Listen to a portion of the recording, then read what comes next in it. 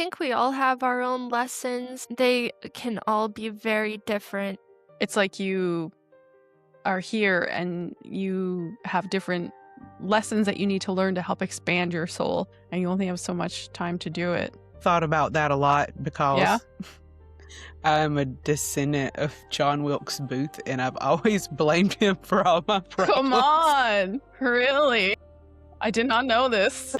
Patriarchal-based Christianity that so many of our nations are founded upon today. So because it was so heavily patriarchal, it leaned onto one side, and the other side got neglected. And what has happened in the long run is that both sides become neglected. Because I am a deep believer that modern man has a very tough go also. Not just women. Like, women have been out here swimming with their arm up, treading water. Like, somebody please, send us a line here.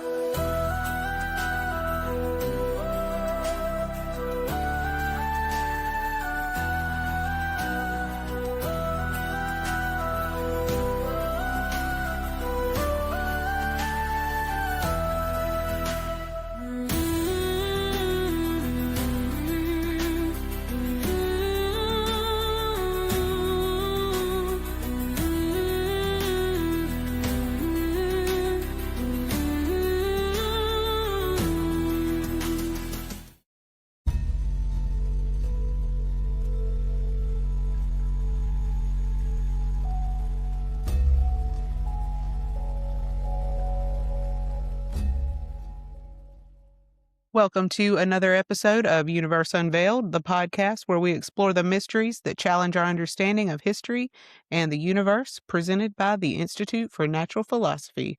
I'm Sarah. And I'm Jacqueline. Today, we're thrilled to have a fascinating guest with us, ErosUp. As a metaphysical engineer, she weaves together Jungian psychology, esoteric symbolism, astrology, and ancient wisdom into practical explorations of the self and the unseen. Eros brings a unique blend of depth, sovereignty, and authenticity to these topics. We've been wanting to have her on for a while to share some of her knowledge here at UU, as she truly understands these realms with clarity that most of us lack. So today on our all-female panel, we'll explore astrology as a tool for personal empowerment, the role of esoteric duality in navigating life's challenges, the divine feminine and spiritual traditions, and the real costs women often face when embracing intuition, vulnerability, and inner wisdom in a world that doesn't always make space for it. Eros, thank you so much for joining us. If you will let everyone know where they can find you. Wow, what an introduction. Thank you so much. And thank you for having me. Obviously, I, as a occult reject, we're in similar circles, so we run into each other a lot, and it's nice to finally make this happen. For sure. You can find me on YouTube at ErosUp, and you can find me on Twitter at Eros to Ethos. Perfect. Okay. So you describe yourself as what did it say? An engineer. What kind of engineer? Where did I read that at? Metaphysical engineer. Metaphysical. There we Yes. go. I knew I read something. Yeah, there it is. Explain that one to us. All right. Well, so I guess if you're talking about astrology or Jungian topics or myth, a lot of that is very archetypal. So I guess I'll start there. It's almost like, I guess, personally, for me, everybody has their own, I guess, probably relationships with these things or their own ideas of what they are. But for me, the archetypes and the planetary forces are more metaphysical properties. They're these almost mechanical intelligences, Hmm. but they're these things that we can tap into in order to change our perception and our realities. And I guess that would be one element of it. And really what I mean. Yeah, just working with the structure of the universe and kind of seeing how it's ebbing and flowing and how we can align to it or how we can work with certain tensions to kind of best fit whatever um, we feel that we need in that moment or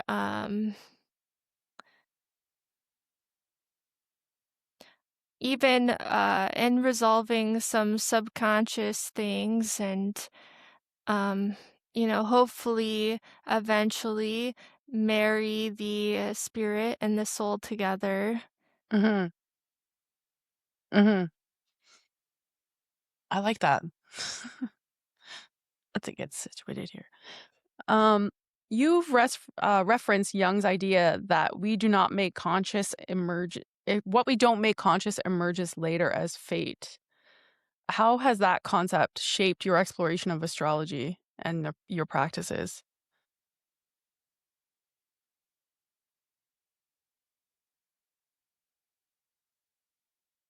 Well, um, I guess that is an interesting thing to discuss because when you okay, I guess I would say that I find Providence somewhat recursive.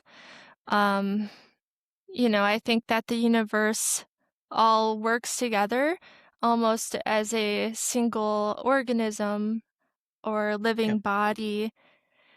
And so it's almost like the macrocosm and the microcosm both are very important, right? Like we are each an important piece of this working system. And I guess if we think about some of these Hellenistic topics like providence and fate and necessity, there are certain things that have to happen to uphold this system. And so, since the universe, to a certain extent, wants us to play our part in this cosmic symphony, um, it does seem to meet us where we're at, right? And um, almost uncannily mirror us like some divine guidance. And so astrologically, you can kind of see as you're tracking your transits that, you can see these lessons that are occurring in your life and what they're trying to me they are trying to push us towards alignment. And so you can kind of see that and you can see the lessons, you can see major pressure and tension points that are coming up in the future. And you can work with that to get the most out of it, if you um kind of work through those things early, then those tension points can be actually quite beneficial rather than more consequential. Mhm. I would agree with that. Same, and it's evidenced by patterns that you go through throughout your life. And I remember noticing exactly what you're talking about as a child. I would learn something um several times over. I never learned the first time, and it'd keep presenting it to me. And finally I'd learn, and it'd give it to me one more time, whatever struggle or, whatever the lesson was there. It'd give it to me one more time, and I'd pass the test, and then I get to move on like an advancement, like almost Right. like when say you're in 6th grade and you are making straight A's, and you're completing all your work and you're not being challenged, and so they decide to send you to the 8th grade or whatever.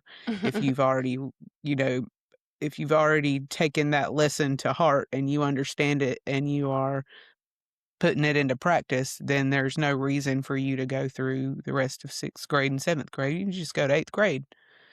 So, Yeah, and then exactly. there's also gonna be a person that comes up that's going through that same lesson right now, and you have to sit there and watch them go through it and Right. mess it up every time. So, And mess it up patterns. every time. You know what that reminds me of, Yep. Sarah? In the poll that we did last week, do you remember what True Seer had said about like part of part of your karma is in each life having to work or seeking out, actually not having to, but seeking out people who have a similar life paths as you, right? So aligning with people who are already like going down the same, at least in the same direction as you. And it's like you come up and you brush shoulders with them and you travel together for a little while because you both have similar lessons that you need to learn. And it's so much easier to do it when you meet people that are, you know, it's easier to walk through fire if you're holding hands than on your own. So that's what that reminds me Yeah. of. Yeah. I think too that it's also a way of the universe mirroring your situation to you because I feel almost like if I have a friend that's going through, like maybe they are doing unhealthy coping mechanisms or something, and you see them doing it and you're like, wait, like that's not good. I am sad that they feel that way or that Right. they're, and it's a good mirror for yourself. Yep. That's true. I would say I'm one of the lucky people. I don't know if I learned some like hard lessons early in life, but it's really easy for me to observe other people learning their hard lessons, and it's like I don't have to, okay, I'm not going to do that or I'm not going to take that path.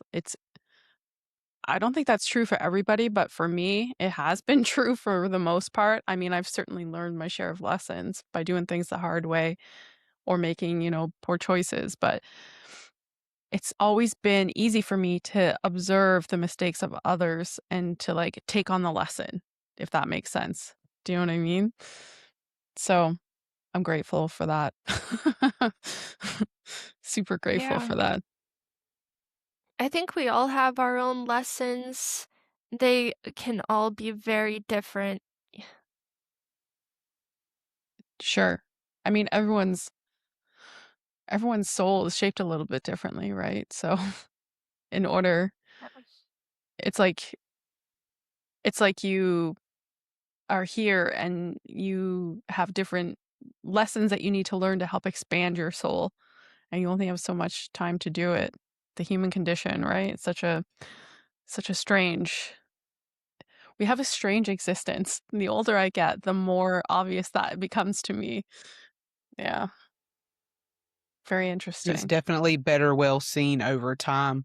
But then it Mm, also, like your karma, that goes back to like the presentation on Dolores Cannon.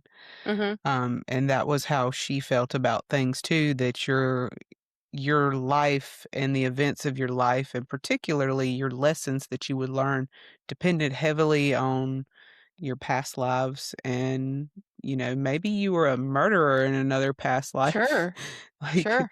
and now you gotta come pay for that in this lifetime Mhm. or learn another way or Yeah. evolve beyond that in some sense of whatever the lesson is, so Yeah. Yeah, and if we're talking astrology, that would be the north and the south node, Right. okay. which are especially fascinating. That karmic axis, and then um, just diving really deep into karma, but also your soul, right? Because I don't know if you are um, what you would think of the idea of non-being, um, but that idea that the soul, never actually perishes, that it's immortal, and that it holds meaning. It holds,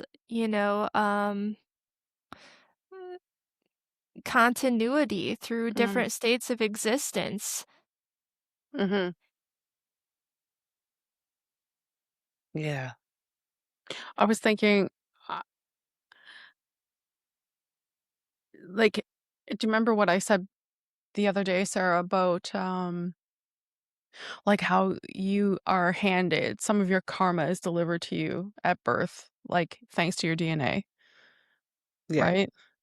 Like, I wonder if that's even if we could even dive behind that and think about how it even that is part of your karma from your previous life, like the new DNA line that you're going to be born into. You know what I mean? If you follow the track and say that there's reincarnation and you're considering things in a karmic way, I wonder if part of you know it all must tie together. If you're following that theory that it's all karma based on your previous life and the lessons that you have left to learn, like the DNA, the familial line that you're actually going to be born into, it is part of that. Very interesting. I've thought about that a lot Yeah. because I'm a descendant of John Wilkes Booth, and I've always blamed him for all my Come problems. on. Really? I did not know this. Oh. This is a revelation. Yeah, I don't Right here on advertise it or you. anything. No. Wow. I didn't It's know that. true. That's Yeah. wild. Well, So he not him really himself. existed. Yeah. Well, I'm his brother Edwin is my great great great great uncle. So, Okay. yeah. I just have to sorry, sir. Anytime something goes wrong, I just have to curse his name a little bit, you You know. might as well. I'm like, Blame somebody. He's not here, so. Yeah. but by that standard, like, is that and I'm just using this as an example, like, this is not a real situation here, but, like, is it possible for, like, for me to pay for his shortcomings as a human being? Like, is that what we're talking about here in, like, a familial line? Like, is that like an ancestral karma? Well, if you like from a historical perspective, if you look back, there's lots of cultures that actually believe in like modernly we say, like the sins of the father, right? Like that idea that a a child is not responsible for the sins of the parent, of the grandparents, of the familial line. But there's lots of cultures in the past that do believe that. They do have that generational grudge, if you will. So it's a thought. Like in the modern day, I feel like we have kind of let go of ideas like that, especially like in the West here, Canada, United States specifically, since that's where we're all from. Like you don't hear that. You don't hear people saying, well, your grandfather did this, so you're kind of screwed. Do you know what I mean?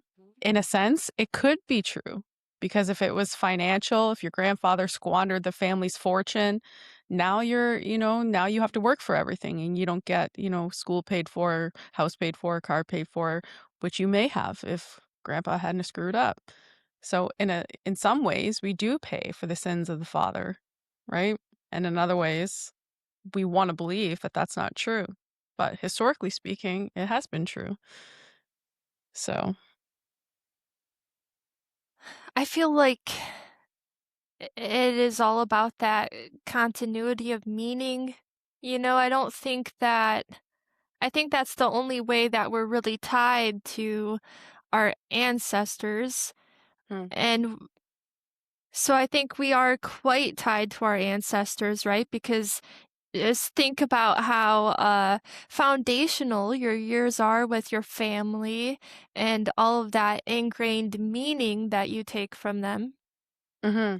Yeah. But I don't even think necessarily that you are tied to that ancestral line forever or anything like that. It really just depends um on that, I guess. I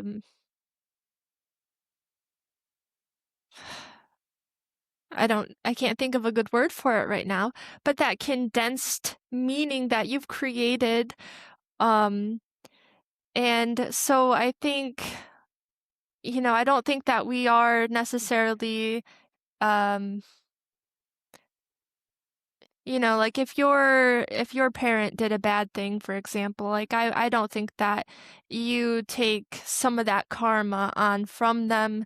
I really like I like Plato's idea of each soul is mapped to a star. And so we are like all very individual. We're going through these journeys very individual. And I think that these karmic relationships that we do kind of run into is just based off of um, our journeys and how much kind of meaning that we have connected with them or shared Mm-hmm. meaning. Hmm. I get that. If I could stop having John Wilkes Booth's karma, that'd be nice. Why do That's I have to wild. pay for I his didn't know sins? that. I did not know that. Yep.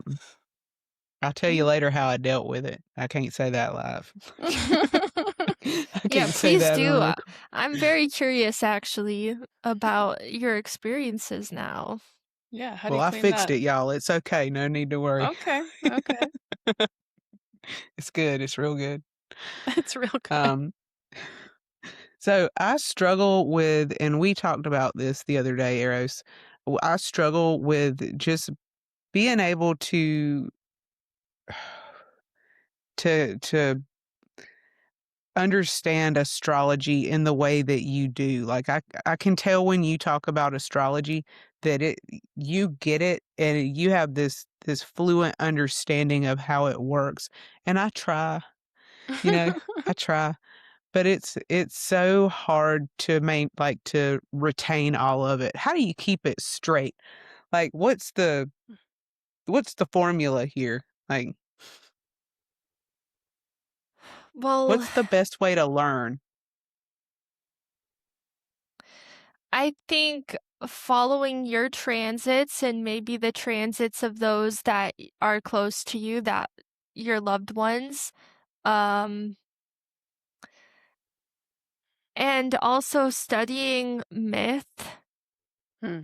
um, I would say that those are the best ways to learn because it is all about getting to know those energies and if you can reading other people's charts, and observing them as creepily as that sounds, but it's like uh, I don't know how else you can really get to know it because a lot of these things are going to be kind of hard to grasp at first because it's not always how we operate, right? It's like um how someone else approaches um spirituality or um what someone else feels like they need a lot of freedom in or how they process emotions. We're all very different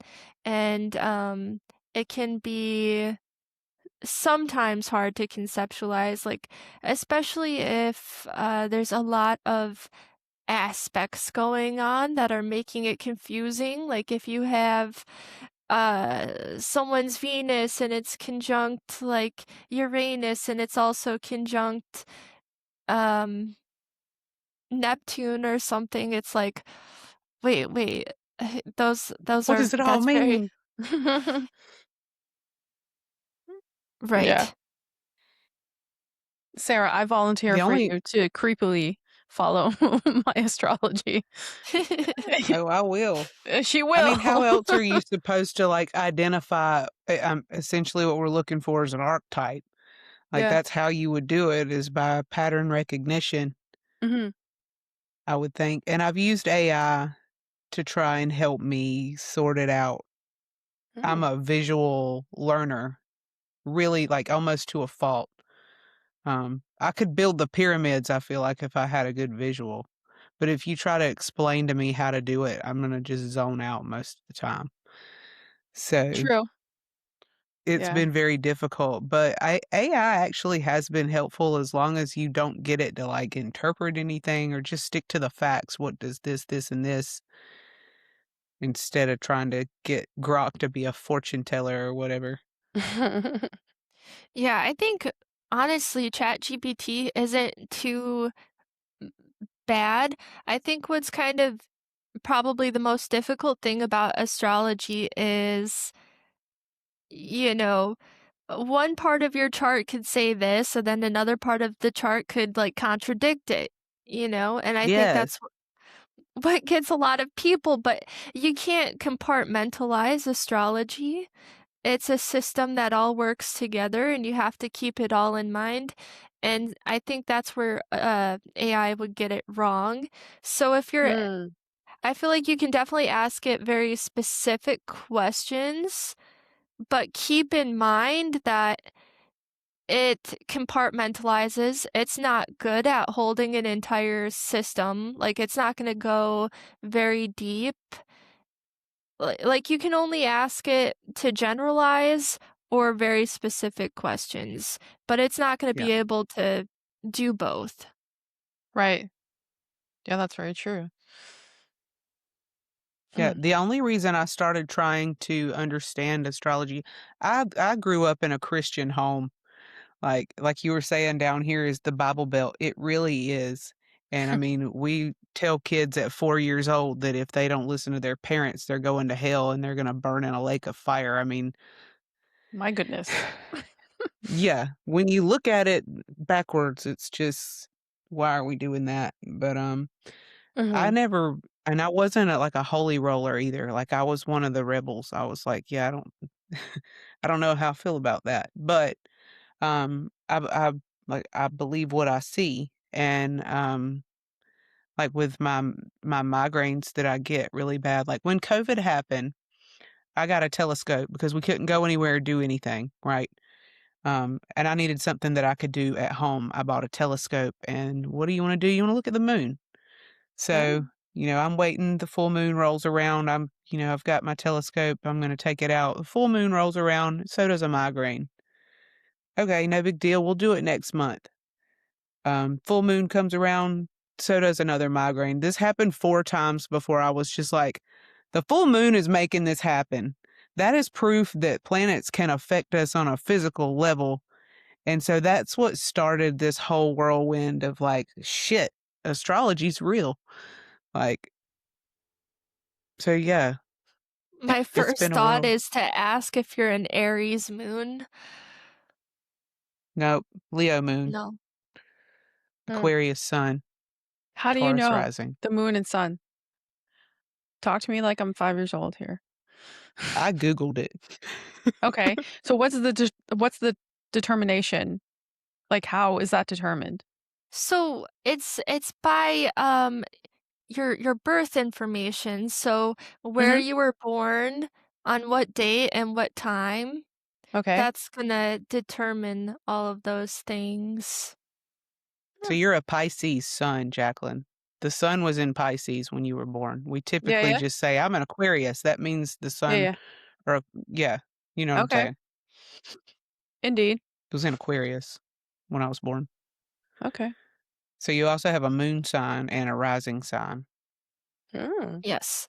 And Mercury, Venus, Mars, Jupiter, Saturn, Uranus, Pluto. Oh boy. Yeah, Um, we'll have to like have you seen a star chart, I have. Jacqueline? You know what? I'm going to be honest. I have had someone do all that for me, but the retention rate was quite low. So I don't recall, you know? Same. Yeah. Girl, I don't same. recall specifically. I think I was more focused on the information that was included, not so much the specifics about the positions of everything. And therefore, like I don't remember if a Pisces sun or moon. I didn't know that because I was more reading the information that kind of went along with the reading, which I found to be, and mind you, with a very, very skeptical mind, I found to be pretty spot on, if I'm honest. Like, I was like, okay, there's something to this. But similar to Sarah, I've never felt like I had a grasp of it. So I'm one of those terrible people that if I'm not really good at something off the hop, then I just don't bother with it. So, um, which is that's me admitting one of my faults, people. But yeah, so I've never grasped it very, very deeply, and so I just kind of it's been a lot of mostly novelty to me, but when I did have a reading, I have to admit it was extremely accurate. Like to my both positive and negative. I was like, "Damn, I have to admit this is pretty close." Yeah. So that's my yeah, experience with astrology. Yeah. I don't think that it does come easy, you know? I started studying it about 8 years ago, and it's been 8 years of studying it, watching my transits and people close to me and researching myth and Mhm.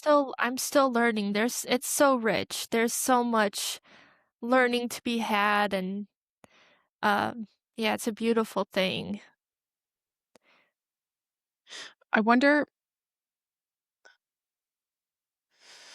because this like the the method of using astrology for, prediction or guidance in life path, it goes back so like it goes back a long way. It's very historical and it's been used in, really, really serious points of history where people, consulted practitioners and used that information to actually make big decisions that affected, affairs globally. So, I mean, it is highly interesting to me. And I feel like, all these people can't be wrong.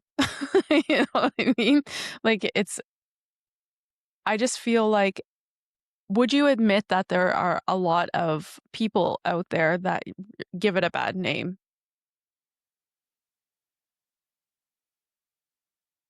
Yeah, yeah. I mean, I think that there's a lot of people that do it more for fun, you Hmm. know? I Right. think but definitely some of that does lend it towards not being taken seriously, you Hmm. know. S A lot of people are just in it for the aesthetic anyways, I think.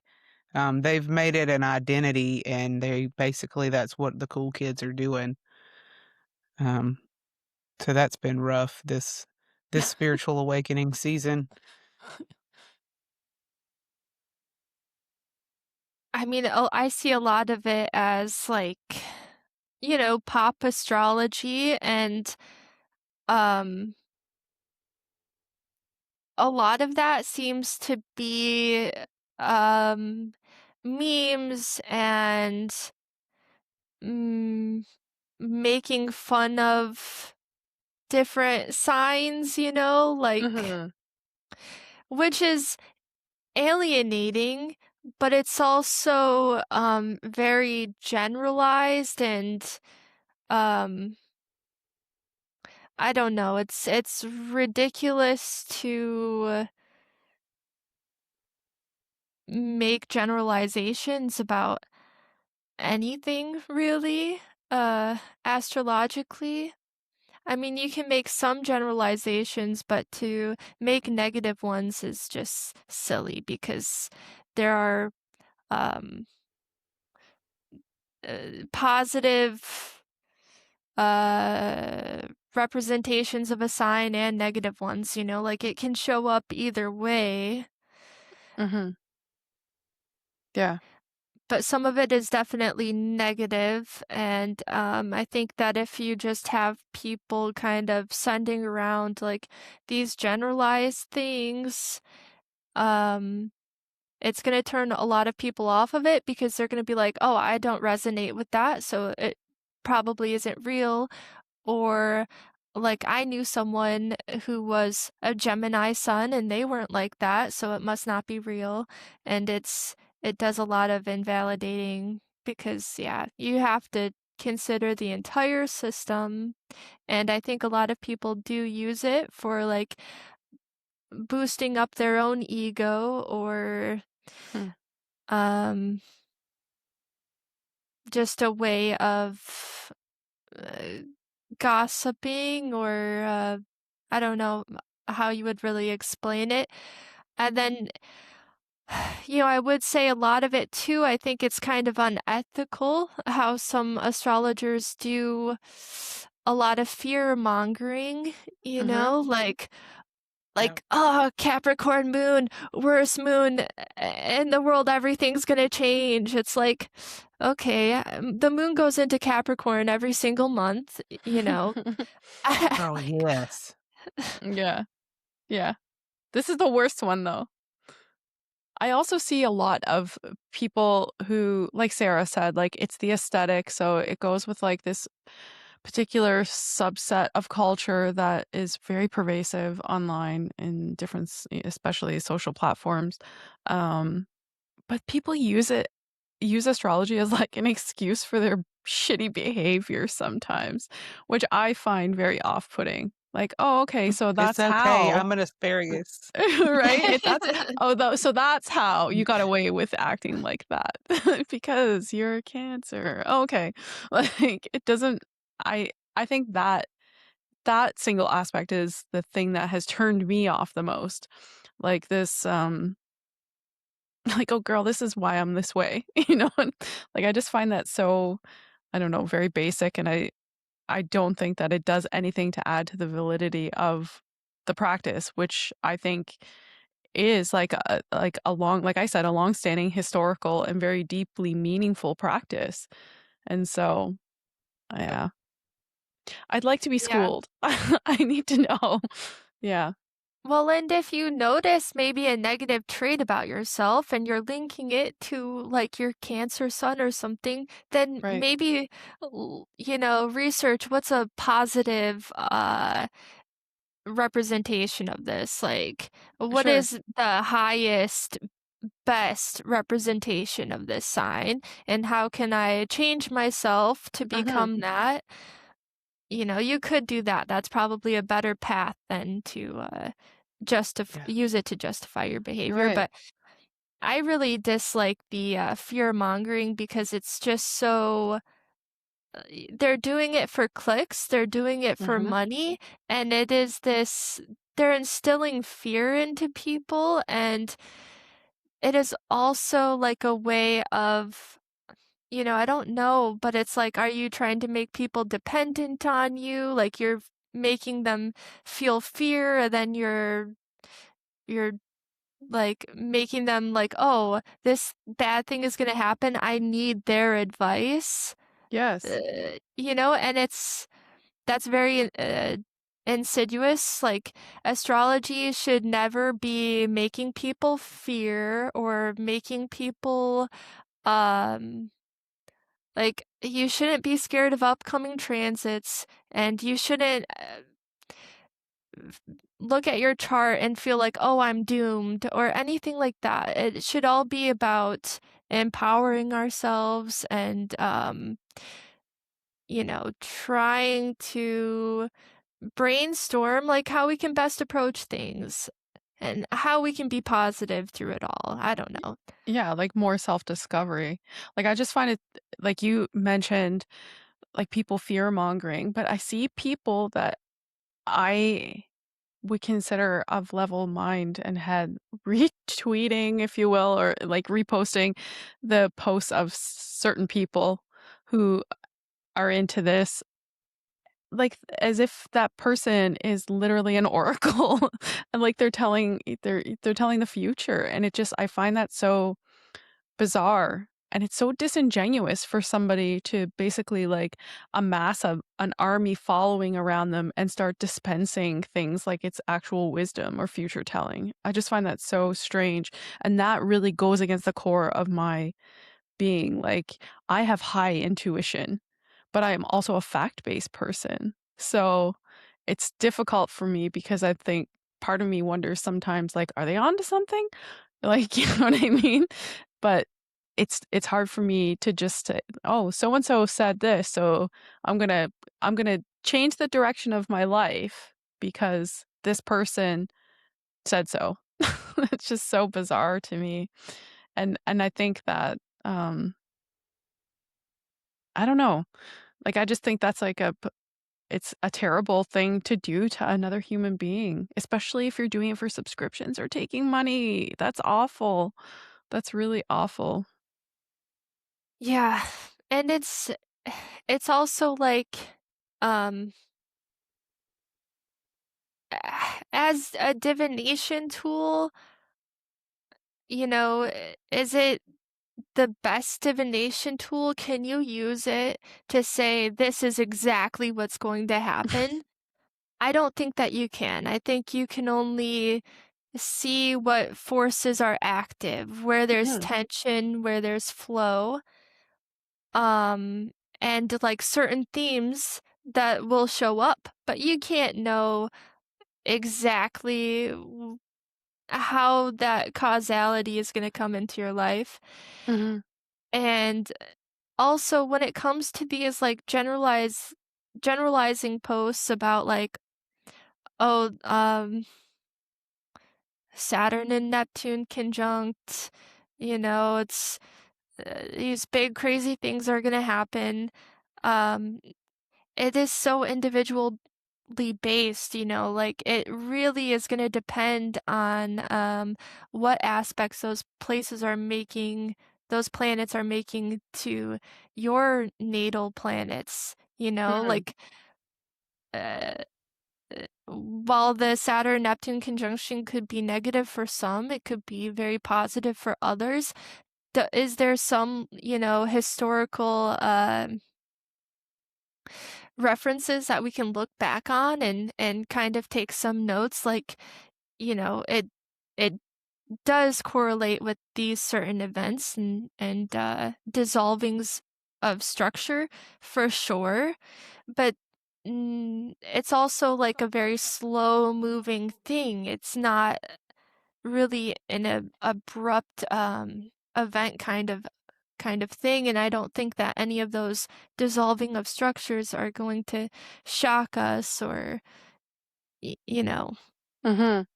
it's not an apocalypse. Let's repeat that one. It's not Right? an apocalypse. Yes. Oh no, it's the planet parade, and when the clock strikes midnight, the meteor's gonna hit us, or Yes. yeah. Oh, solar flares. I Ugh. mean, you must know more than anyone, Sarah. And there's like that one dude, I can't think of his name, and it's probably better that I can't dead name him anyway, but he makes YouTube videos and he's always like, oh, this solar flare, this is the big one. This is the big one. Oh. And he often does use like astrological placements of the planets in the Mm. sky. I know who you mean. Yes, but I it's like think at I this know. point, it's ridiculous because it's like you can't just say that every week that this is the Right? big one. Like, But come on. but those people get clicks and they get likes and they get watches and follows, and it's just like that's what I was trying to say before. Like it just baffles my mind that people just fall for that stuff continuously, especially in this particular case where unnamed person continuously puts out the same video more or less. Just, a few things have changed here and there. It's just so disingenuous to me. And it's Yeah. not kind to our fellow man, It's just not. Yeah. It makes you think though too, because it's like, how do people keep falling for that over and over? Because, I definitely know people who, maybe watch that kind of stuff religiously, and they really think at all times, like, something big is about to happen, something big is about to happen, Mhm. like, um, and like they do take what those people say to heart very deeply. And I almost feel like it's it keeps people from taking control of their own will, and Mm. it gives them this scapegoat of like, well, everything's falling apart. Um, like these big events that are bigger than me eh, are gonna happen, and it's going to tear the world apart or whatever. Mhm. So what's the point of building towards something? What's the point Sure. of any of those things? But really that absolves them of responsibility for their own lives, right? And people don't want to have to take responsibility for their own lives. Right, because that's boring and it's cumbersome and, anything that comes with an ounce of responsibility is definitely not as enjoyable as having, like, this insatiable appetite for destruction, you know? So, I mean, to me, it seems not to say that I haven't watched those things. Sure, I have here and there, but I I don't put that into my cortex every single week because over time it's really damaging to your psyche and the way that you perceive the world around you. Like you have to be so careful with the content that you are consuming and things like that because you do start to get it's like repetitive pattern making, right? I wouldn't say brainwashing. And maybe it is kind of, but repetitively exposed to those sorts of things, your thought patterns do start to change. Even if you are a skeptic and you're watching it continuously, it starts to rewrite the way that you observe things. And I just think it's so like it's much more pervasive and more intrusive into your psyche than people understand or would like to admit for sure. Yeah. So, it's entertaining, let's give it that. It's definitely Well, entertaining. it's like you said about not knowing how people keep falling for this same spiel. Mm, The only people who are falling for it are people with little to no experience. That means this is the first, maybe the second time they're seeing the doom and gloom, "We're all gonna die" post. So what you've got here is a situation where the blind is leading the blind. But in the midst of all of that happening, you do have people who are there's been a mass, just people flocking to, like, spirituality and mhm, astrology and trying I think that's them on a subconscious level trying to get back to something that we lost, I agree and with I that. think they just don't know what to do with it for the most It's like part, it's so like I a try fish to out of give them water, grace. just floundering Yeah, around, right? Looking for any little bit of water to get wet yeah, in, for sure. Yeah.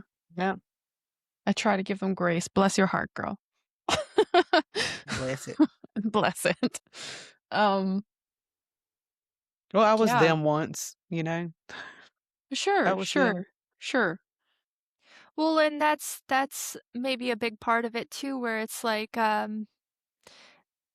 people, because you mentioned they're flocking to spirituality, and when I mentioned that people don't want to take responsibility, I think a lot of people want someone to lead them, and Mm, typically they're gonna pick whatever is the lowest effort. Yeah. they're gonna pick the politician that tells them that they won't have to do anything and um, they can remain kind of cozy and comfy in their houses. That is what people most care about, but it is very much just this thing where they don't want that responsibility for their own lives, and so they are just looking for uh guidance spiritually or through someone who seems like they have hidden knowledge or whatever it may be, a leader who, um, will allow them to live their comfy lives. Yeah, that's very true. Yeah. Like I always say when I try to rationalize the reason why people do things, I always think of um it's an oldie, but it's a goodie that water always takes the least resistive path, right? So, and we're like water. We want simple, simplified, streamlined, anything that can make your life easier is an automatic. So, yeah, that definitely tracks. That was Headless Giant's universal truth too, I just wanna point out. What was About being, I forget how he worded it, but basically we're like 70% water or some number. That's what he meant by it. Yeah. Yeah. Yeah, we're definitely like water. Speaking of universal truth, Did did you you do come your up with a homework? universal truth? like a wisdom? Mhm. Yes. Your little wisdom one-liner. Gotta add it to our list. Oh, a one-liner? Okay, okay, okay. I know it's Um, gonna be a good one. Mm. I guess, and it's kind of funny because it goes along with everything we're saying here, but I guess my one-liner would be, "Those who walk in truth cannot be led."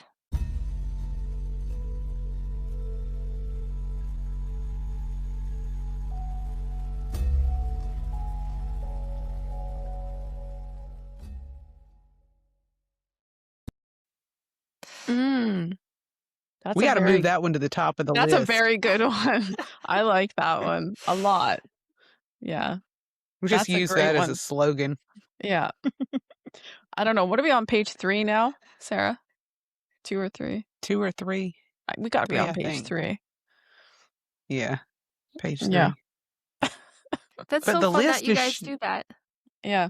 yeah, it's shaping up into this nice, like, book of life advice that's, Yeah.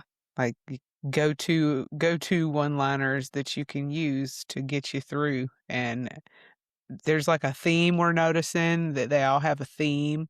Mhm. Everyone seems to be talking about, like, a relationship with God or the truth or, Spirit, yeah. uh yeah, everything is something bigger than them, and I think that that's interesting. I didn't expect it to all kinda follow suit that way, but it has, so it's been really Yeah. interesting to hear from everyone. I think you should put everything in a big list and submit it to be put in the next issue of Eros. Oh, this is the next Bible we're writing here. Yeah. I hadn't told y'all yet, but it's the next Bible. Yeah. We're all gonna be in it. No, you should publish it one day. That would be cool. I mean, why not? We put like the last usually we put like the last like 5 or 6 or however many we can fit in a frame and so in the middle of the episode. So when you say your universal truth, it pops up on the screen and then you can see like several of our guests before you what they said. So Oh. yeah, it's very cool. Sarah is Oh, a all the editing pages are magician. up there. It'll do page 1 and then it'll flip to page 2 and then it'll flip to page 3. So, like, if you pause it, you can read all of them. There's See? some good ones. Editing genius. This is outside of my realm. Yeah, I don't I edit just any of my stuff, really. I'm with you. I'm like one shot, one hit. That's it. Let's go. Yeah. So if I I do just anything click goofy, stuff. yeah, if I do anything goofy, it can stay for all I care. I cut anything too goofy, but that's it. That's all I'll do. Like, Yeah. it already takes so much time to Hmm. make videos. That's true. It does. Riverside helps us though with that so much. Like most of what y'all see is not me; it's Riverside. Don't tell them the Like magic trick. it just comes that's what it's called, is magic. It'll shoot out I magic am. clips and magic moments, and Yeah. it makes short clips, and it'll rate Don't them listen to her, based on y'all. how they'll Sarah's, do. she's a creative genius. It's you. That's good Just to let me. know. Yeah. I'm not though. She is. You are to me. Okay. Yes. Thank you. Oh, Well, thank let's you. switch channels here to the let's talk about the divine feminine. Mm. Okay. Why do you think the church got rid of us? She just laid it out there for you. That's what they did. They dropped They us off did. at the pound and said good luck. I think that if you want me to be honest, I do. I just don't think that we really try to understand women. We don't. And I think that since it's such an unknown, it's scary and just seen as irrational or something, when really it's just not understood at all. And so that's probably why. Because if you can't make sense of something, if you can't make it fit into a system, then Hmm. And women certainly aren't one to do that. To do what? Fit into a system. Well, I would say it's probably, imagine like it's hard enough to get everyone onto the system. So when they were coming up with the system, they were like, yeah, let's just do it our way. Like, you know what I mean? Doing a system that requires like consideration and of duality is, like you said, that's way too much responsibility for people. Right? Right. Well, So, but I posted this morning about the divine feminine, and specifically about the Holy Trinity, mhm. the Father and the Son and the Holy Spirit. And like, what is the Holy Spirit? Mm. Does anybody know? I I don't don't. know. I I don't. don't. No. Now, it would make more sense if it was the Father and the Mother and the Son, and Scott Walter talks about this a Yeah. lot. But the more I thought about it, I was like, yeah, like, Mhm. what even is the Holy Spirit? No one ever told me, and I live in the Bible Belt, so I'm basically an expert. I'm just kidding. But yeah. It makes me think too in like alchemical terms, right? The Trinity would be the soul, spirit, and body. Mhm. right, Um, or mercury, sulfur, and salt. But how would that map on it too? Like, is the sun the body, and then I guess spirit is the spirit, and then yeah, it just doesn't really map super nicely. You could probably do it. You could probably make different arguments for it, but then you would, if the Holy Spirit is the spirit, then are you saying God is the soul? Because then that's kind of feminine. yeah, it don't make sense. No matter, like, I mean, I spent all morning on this, I wonder enough that I was though, frazzled enough to make a post about it. like I wonder though if back in the days, what days specifically, don't ask me, but when like the Wednesday. formulation, yeah. The formulation of like the foundations of Christianity, I wonder if they just co-opted it from alchemy. If they just, you know, we'll take that. That's That looks probable. nice. That sounds nice. That looks nice, right? Everything, like the threes, like all the symbolism, right? They just kind of said, "Oh yeah, thanks for that. We'll take that."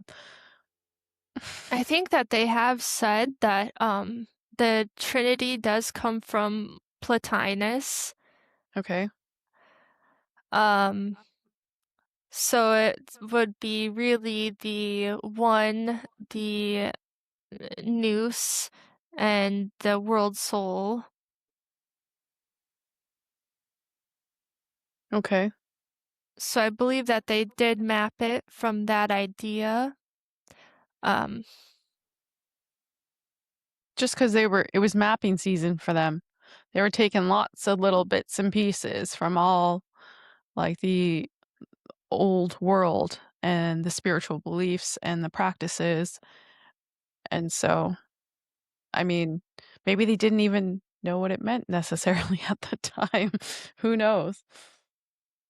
Well, yeah, I think it was really necessary for them to take the metaphysics from the Neoplatonists, for example, because Mhm. without it, it's not much of a spiritual text at all. It's more of just like a Jewish history book, it's Like, yeah, that's a good point.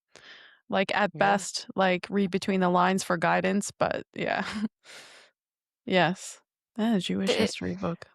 they didn't really even necessarily have like this idea of like morality wasn't a big part of it, or like this um Hmm.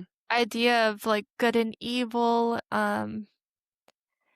or obviously the Bible started out not very, and I'm talking about the Old Testament, so the Torah, I guess, obviously. Mhm. It started out as a pantheon text, right? And so then they ended up moving to just kind of changing all of those pantheon gods to Mhm. Adani or Lord or um, Yahweh. Mhm. And so it's like, I don't know. They definitely did need to, I think, make that bridge there with the New Testament and with adding those metaphysics and all of those things. Right. Like, I I really like that you said that without any of those metaphysics, it's really just a Jewish history. Um, I never thought about it like that before. So, I Yeah, like That because it's not even like a myth book either. Like, it's not myth heavy. So it's just these people's accounts of like Mhm.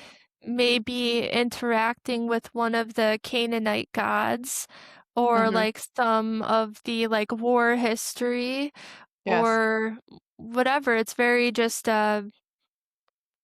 personal experiences. It's not very spiritual in itself somehow. yeah. Yeah. Yes, thank you for that. I'm gonna write a note to myself.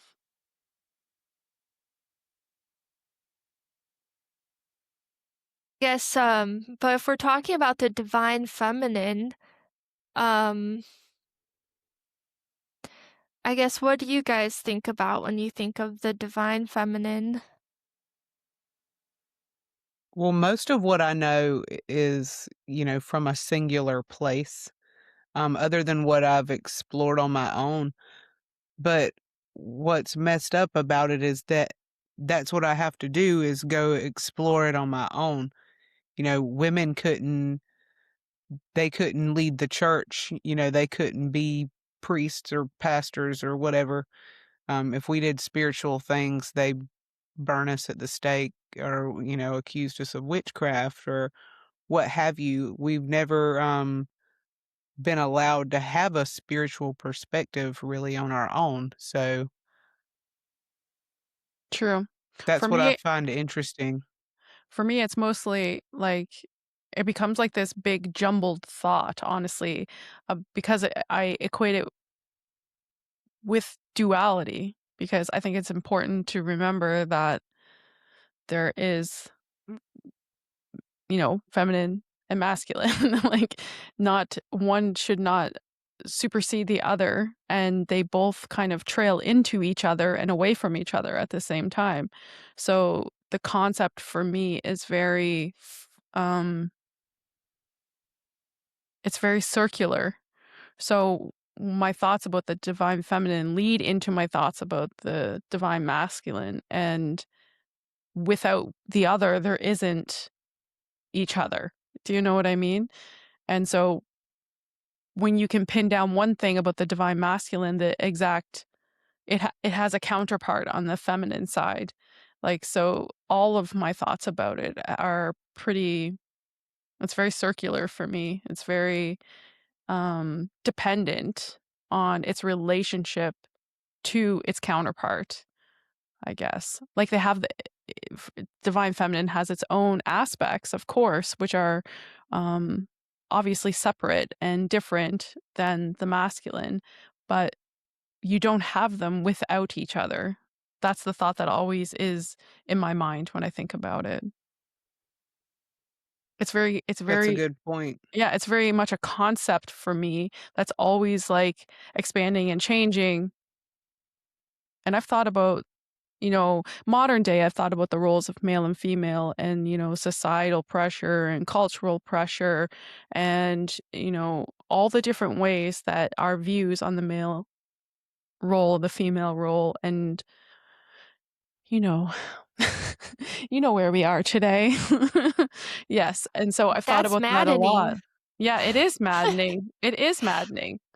It is Yeah. maddening because I think that my personal views, if you voice them in an honest and open way, you have to be careful who you say them to, because most people cannot conceive of what I'm actually trying to say, and they get offended. That's been my experience.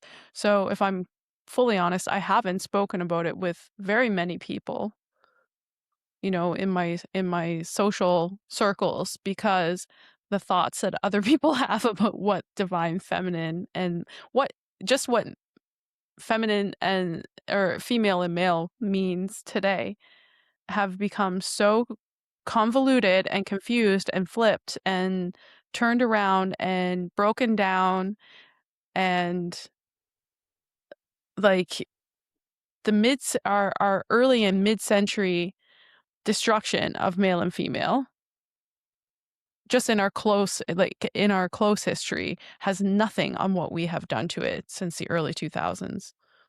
We really have put the nail in the coffin.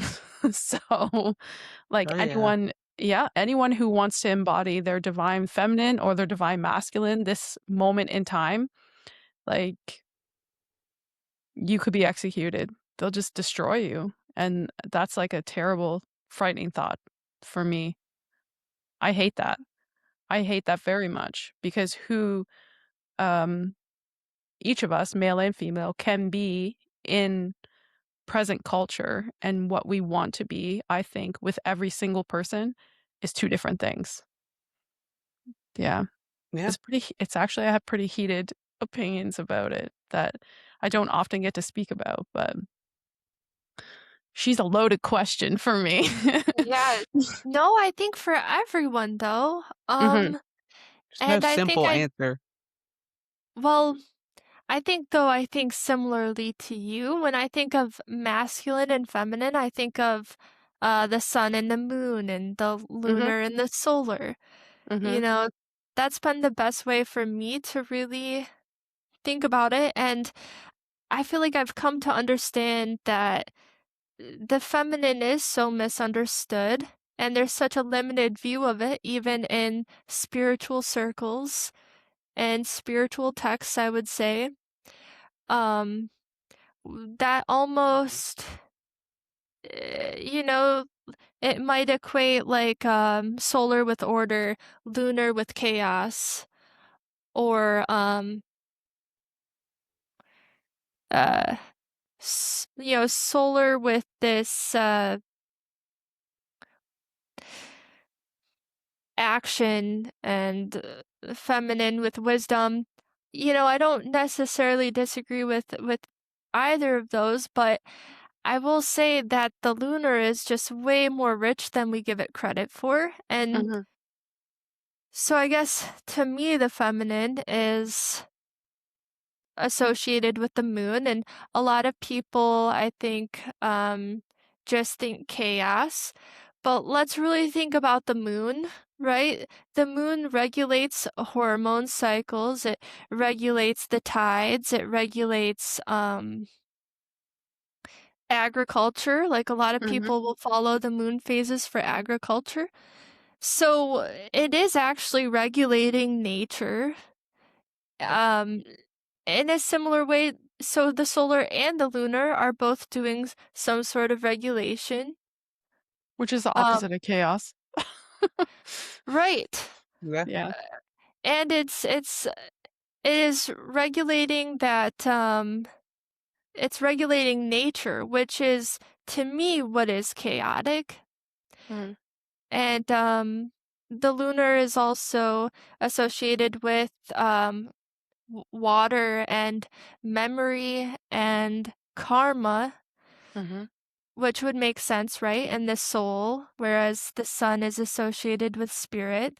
And so I think that where the chaos would come in there is through the subconscious, which the moon does rule over. And the subconscious is just all those patterns that we kind of hold on to, these mythical patterns or these um, symbols or archetypes or whatever. And what happens when those patterns in our subconscious are interrupted is that we will sometimes get chthonic themes coming up in our life, right? We might get some demonic nightmares or something like that. It's because that pattern in our subconscious is broken, or maybe there's a gap there, or something that's has been introduced that we have never seen before, or yeah, something just goes against that pattern. And so while those chthonic themes can come up through the subconscious, it doesn't necessarily mean that the lunar is dark. The lunar is still the one that's going to overcome that. Mhm. The way I look at it, and I'm gonna take this straight from my post I made about this morning. It's on Facebook, so it ain't on X. Y'all can't read it, but um, and I'm gonna get some hate for this, I'm sure. But Uh-oh. when Osiris was in many, many pieces, Isis thought about a solution, and then she carried out said solution. Mm. She had the wisdom, but she also had the action. And without either of those things, the story would have just ended right there. Old boy'd be And then still in what? a million pieces. Yeah. Like, True. and I feel the same way about, But she was also like Mary capable of the Magdalene. magic that it required Yeah, to right. reconstruct what was destroyed. And Mm. and I wanna be clear that I don't mean to get up here and shit on Christians. I do not. Like, Jesus is a good dude, like, you know what I mean? Great guy, great guy. Nothing against Jesus at all. Mm. But who found him? You know what I mean? Who was the first one in the tomb? Yeah. Who was the one that said he's risen? Mm. Like, who was the one who brought that message that he is risen? Like, it was the divine feminine. It was Mary Magdalene. Like, Mhm. she was, in my opinion, she was to lead the church. The church was supposed to be led by women from then on. Like, not exclusively, but But that was certainly the to play proof a to the role, like world. to play the role Yeah, alongside. that Yeah, women had a role in the church. sure. Not to go make dumplings for Sunday, make a plate, like, not to make Not here biscuits to make casserole, y'all. and babies and biscuits. Well, that's not, there's so Yeah, much more, like, yeah. that was a pivotal moment, I feel like, then, and Well, people I would overlook that. I would argue that women could make the babies, they could make the biscuits, but they could also And do they other did that things. too. Yeah, Yeah. alongside of yes, agreed. I love that you brought up Osiris and Isis too, because I personally work with them a lot. I love Osiris and Isis.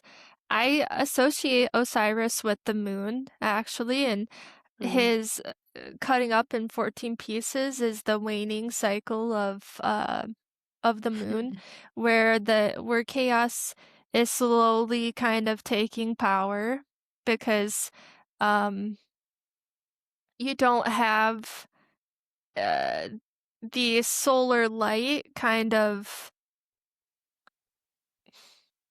the solar ordering light has less influence, I guess is what I'm trying to say. And so Isis is she makes meaning, right? Which is such a big part of the soul, and to me that story is the chaotic comes in and it fragments, it fragments the psyche. It causes chaos by fragmenting, maybe it fragments light during an eclipse, or even during eclipses, actually, like the tide splits in four. Like there's a lot of these fragmenting concepts around it. But when fragmentation occurs, um, there's usually not meaning to it yet. So it's this disruptive thing.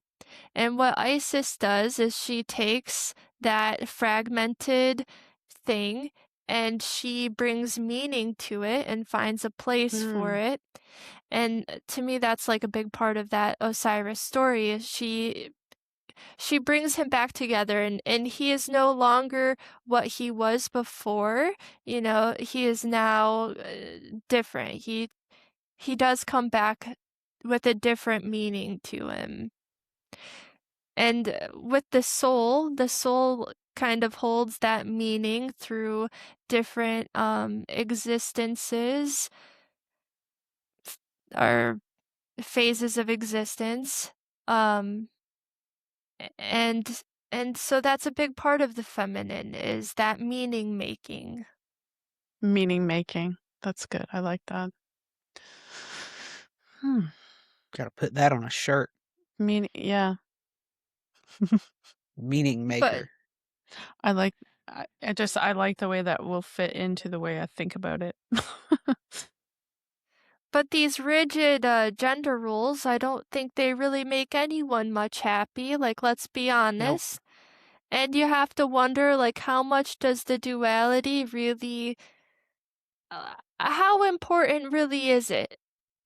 Because we're all very individual and we're so different, and um what's gonna make one person feel happy and satisfied is gonna make another person not Mhm. feel that way, and you Yep. can't really disregard that. There is no one way to live for all. And I think that these teachings, like, no, you would need to have a nuclear family, and you need a woman who is specifically this perfect Madonna. I Mm. don't think that it makes everyone happy. I think Of even course not. nobody knows what they want. Men don't know what they want.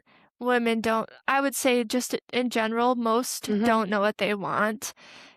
And so they end up in these relationships and these lives, and they're not feeling connected to their partner and they're not happy. And it's like,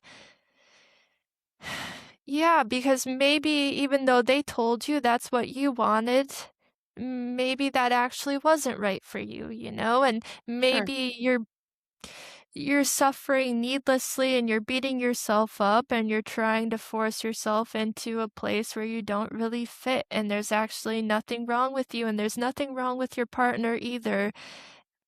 It's just you guys are different. And Yeah, but I would say that maybe we've arrived in this place where people are searching for meaning and they're very I wouldn't say confused. I would say directionless. They don't know where to begin to maybe find a foothold to understand who they are, what their role is, how they would like to explore their life and find fulfillment, because we're on this like long historical track of having suppressed one side of that duality. Like within us, each of us has that duality, right? I agree with that 100%. Some more than others, and the specific formula is different for everybody. But I think that we have been on this long historical tract of one or the other being suppressed at different times in history, and that has done a huge disservice to everyone, because one side suppressing the other and pushing it down has caused imbalance on both sides. And so it's difficult, I think, for people to navigate, specifically, having any institution in any way, shape, or form tell people what it is that they need or want in life is highly suspect to me. Because what's the ulterior? There's always ulterior motive. It's not about the fulfillment of the individual. It's about the fulfillment, usually of bank accounts that have nothing to do with those individuals. Or to gain power in one way or another. And so, like, my idea of the duality and that continuous circle of the feminine leading into the masculine and leading into the feminine and like forevermore, if you cut off that pathway like we have many hundreds and hundreds of years ago and farther back even, it's caused such a lopsided, there's no balance. And so this is where you could really follow back and see where we went wrong. It didn't happen in the last 100 or 200 years. It happened, 2,500 years ago, specifically in this modern era. So I always think about, one side trying to dominate over, another, and we can liken this to modern day issues, if you will. One side trying to dominate over the other only destroys both sides eventually. Yeah. Yeah. Yeah. I would say even, I mean, the gender thing is so kind of crazy. It's even maybe potentially inverting, but Mhm. um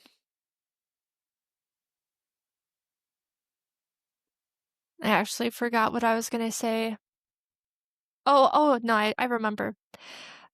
Even if you're thinking about generalizing, right? If you're like, okay, well, let's take the bell curve and let's just create a generalized model of what it should look like, which Sure. is, I think, a fair approach. Is this model that we currently have, is that really even our best generalized model? Because this just paints um this duality where men go out and they achieve things and they can have passions and they can have um, interests and they could do all sorts of jobs. They could do all sorts of things. Mhm. But the ideal women in this case and the ideal woman role is just to have children and Babies and be biscuits. domestic. Which is so limiting. Like, are you really saying that we all have the same will? All women have the same will and the same Right. purpose and are supposed to have the same personality? No, that just does not like make Mhm. sense spiritually or metaphysically or on any level. Amen. Yeah, I agree with that. But That's see, we what. can vote now. Woo! We Woo! can Does that vote. make a We can pay difference? taxes. Does that make a difference, Right. y'all, in the United States? No. Yeah, what do you mean? Of course our votes matter. Of course. Absolutely. Absolutely. And that's why you can blame everything on women's right to vote. No, I'm just kidding. Okay, Yeah. exactly. I'm just making a joke because Yeah, obviously some do. Oh no. Maybe some cut people that. do. Wanna ruffle some feathers, girl. That's Yeah, what we're here to do. We're that's here to right. ruffle some feathers I'm here to talk things out. I don't really because care what other people it is think. it is bullshit that, we had to fight, fight, fight to be able to be worthy of voting, or, when they introduced the concept of women in the workplace, and we all know that's just because we could pay taxes, and that, that'd be beneficial for the That government, or let's be real about why it actually happened. And the right. government can raise your kids and Yes. Look at But on the how same ticket here, um, would we wanna have a baby? We yeah, don't even have maternity leave in the United States. In the United States, you if don't? you have a baby, that is I on didn't you. know that. They don't I have to give you a dime. like, certain companies do accommodate that though, right? Like, certain Some jobs do. that might be a They're not benefit of your required job. to. God damn. some do, but I think like I worked at a probably the best one of the best places you're gonna find in the US benefits wise for a while. Like, we got 20 days of vacation, Mm. unheard of in the US. Um, but even then, maternity leave at that company was only 3 weeks. And Oh my god. if you wanted more, you could do this like short-term disability thing that I think would give you an extra, I don't know, month or something. So Oh. it's not very good. But if you work at just like a normal place, like a retail store or McDonald's or something like that, no, there you don't even get vacation. You don't even get if you have a baby, you're probably getting fired. And Yep. then Come on, what are you supposed to do with your baby? What do Go people apply for do? government assistance.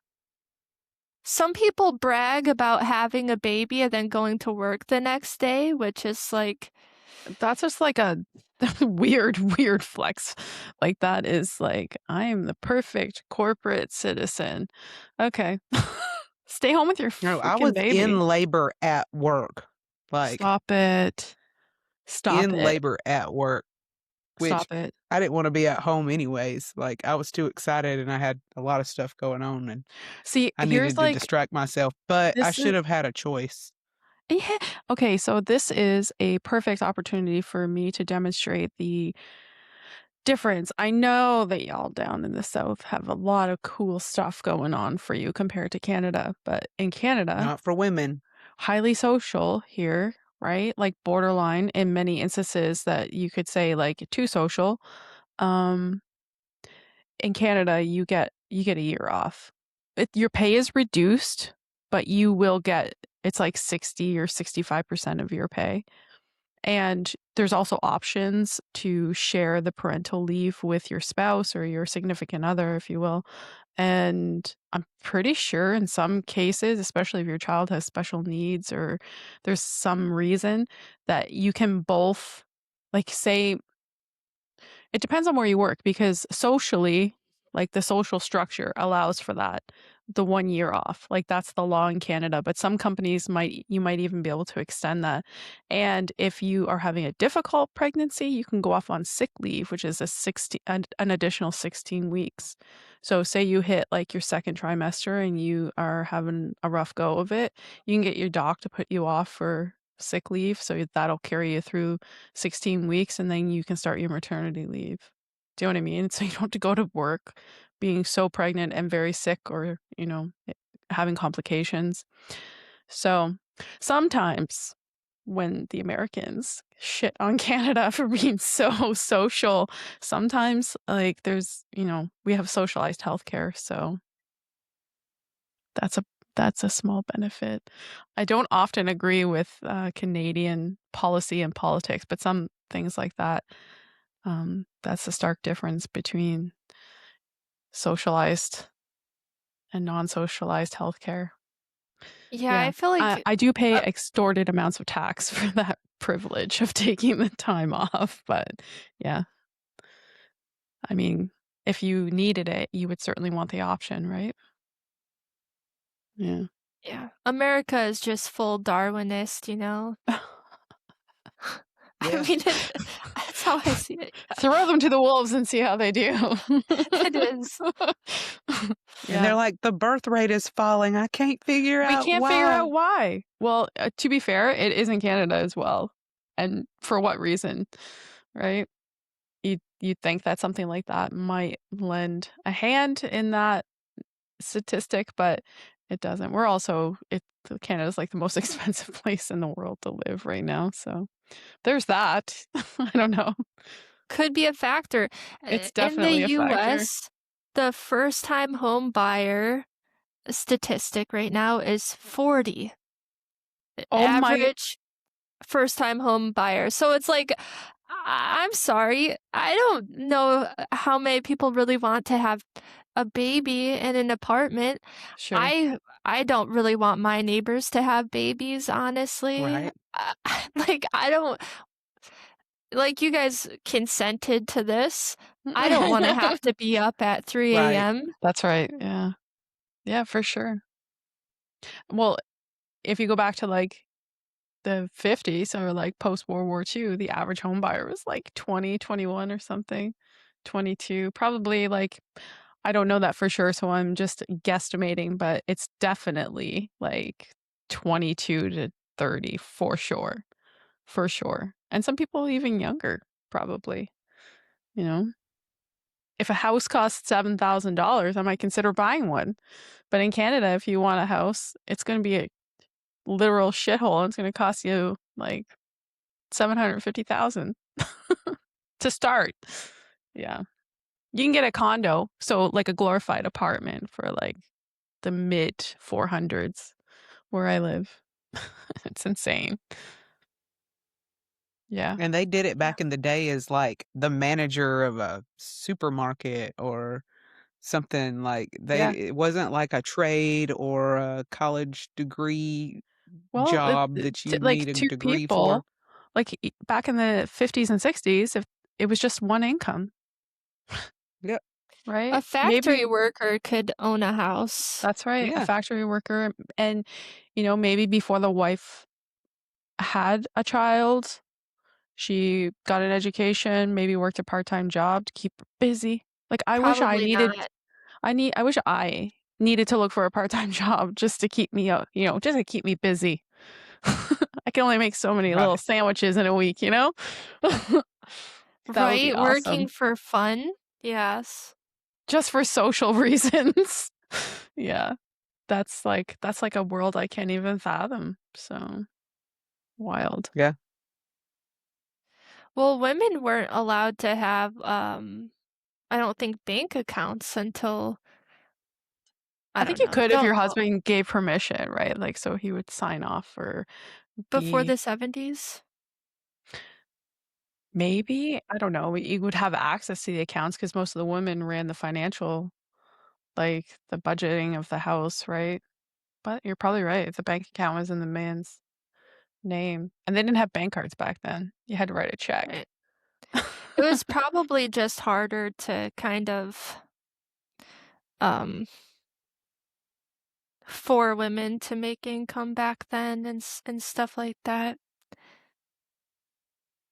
Yeah. Well, you had to work like a job. What were the corporate jobs for women like secretary, assistant, Yeah. things like that. You could be a waitress, but that was for like women who weren't married. That was for like a single woman's job. Like a married woman wouldn't go be a waitress. It was just not something that you know what I mean? Because there's men that go to those places. Right. Men go get lunch, okay? So you're not allowed to work there. Instead, you work in an office and you work this typewriter and you sleep with the boss. Mm. I was Right. wondering, you had mentioned that the gender roles got messed up. Did you say 2000 or 200 or 2000 years ago? I was just making a general reference to the the the patriarchal based Christianity that so many of our nations are founded upon today. Um, like as a nod to like modern history and how that has all played out, you know. So and so because it was so heavily patriarchal, it leaned onto one side and the other side got neglected. And what has happened in the long run is that both sides become neglected, you know, because I am a deep believer that the modern man has a very tough go also. Not just Yeah. women, like women have been out here swimming with their arm up, you know, treading water. Like somebody please, like send us a line here for a long, long time. So I can understand, you know, each of us can understand the plight of women over the last even 500 years, right? That's our more modern history. But I would say that modern men have a god awful time just as much as us. Modern men are misunderstood. The expectations of them are very high. Um, the personality type, the roles that they should, like society says they should play and who they should become and what they should endeavor to achieve, like it's all bullshit. And modern men are struggling just as much as women are. Like depression and suicide rates for men is like through the roof. And True. so I would say that um this hard and heavy-handed method of trying to define what gender roles are in the last 2000 years has done a disservice to both men and women. We're all suffering because of it. It's very Yeah. depressing when you think of it. Like the modern man is expected to be, I don't know, like he's supposed to carry so much weight, and it's unfair. It's completely unfair. And the expectation, I think a lot of it is economical, the expectation for men to provide for women so they can stay home. Like it's not achievable because women in our current economy, women need to work also. And so it's like we're all running on this hamster wheel trying to reach something that is unattainable. And so I would argue that any discussion, like I said originally, any discussion of the divine feminine for me has to include the divine masculine, because I don't think that one should take precedence over the other. And I feel very deeply about um, the state of the world and how each, women and men are supposedly meant to live inside of it. I don't know that I would envy men today, you know? I don't know that I would 500 years ago when it seemed like they had everything going for them and we were just kind of kept at home, tucked away, cute and nice, you know? I wouldn't Making want to, sandwiches. yeah, I wouldn't want to be them back then either. Like that's so much responsibility and expectation. And it's Well, like, sorry to interrupt. no, that's okay. Go for it. I mean, I definitely agree. I think um that there's this insidious putting expectations on each other that we need to stop doing. Mm-hmm. Like, just stop putting so much expectations on each other, because then it's like all this weird resentment builds and stuff, Mm-hmm. and neither side can be this. Well, first of all, no one is ever going to make you perfectly happy in your life. You know, this is all very individual work that we need to That's be right. doing. Yep. Mm. And so I think that's a big part of it, right? It's like, oh, a man needs to be providing for me, and he should know how to read my emotions and my needs and just meet them It's just perfectly. ridiculous. This is all Right. ridiculous. Yeah. Especially too, it's like you do have to consider the economy and the world, and I'm sorry, AI is going to take a lot of jobs. There already isn't a lot of jobs, and we do have this kind of, we're competing with the entire world at this point. Mm-hmm. It's not Mm-hmm. like and a lot of people will take a lot lower wages. And so it's just kind of it's a hard thing to navigate right now, and I think that the best thing that we could do is to just not put expectations on each other and to just be understanding of each other, be there for each other. But Mhm. I would also say that the masculine, um, I wouldn't want to be the masculine either, but the masculine's also very different, you know? Mhm. That's the So, thing. It's different problems, and so it's hard to see it from one another's perspective. Like, I know that I have a completely different set of struggles than my husband does. I mean, like you were saying, he can go work, he can go dream and accomplish those dreams, and the sky is the limit. But we have a child, and someone has to be there for her. So that puts me on the back burner. Now, that's not in every marriage. Sometimes it's the other way around. Sometimes mom's the breadwinner Mhm. and dad is stuck at home buried in a pile of laundry and just trying to dig himself out. So it's, I don't think it's one is harder than the other at all, but I think it's a completely different set of struggles. And that does lead to, like you said, feelings of like resentment and things like that, even though it's not like he buried me in the laundry and, you know. Mhm. But yeah. and I think that we should be kind of understanding that um we are very different. Our brains are very different, and what the hormones do to our brains and just our hormones in general are very different. Our approaches towards like intimacy and bonding is different. It's just obviously that's generalized. We're talking about a general bell curve. Mhm. Everybody in general is different, but I think that sometimes women think that men are faulty women, and men think that women are faulty men, and we're that's just not the case, and Mm. we should That's a good try way to of putting understand it. each other. Yes. Yeah. It's like the age-old struggle, is it not?